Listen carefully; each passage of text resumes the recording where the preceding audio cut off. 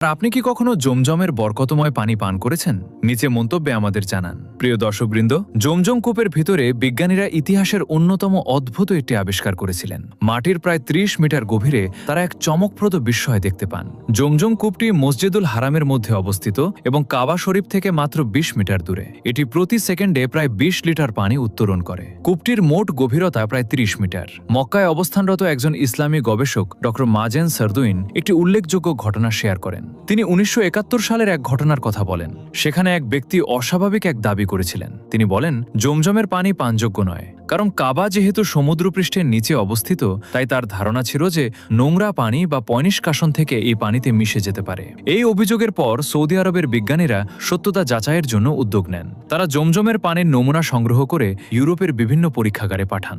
আধুনিক বৈজ্ঞানিক পদ্ধতিতে বিশ্লেষণ করে দেখা হয় পানি আসলে পানযোগ্য কিনা। এটাই ছিল প্রথম বড় চমক। রাসায়নিক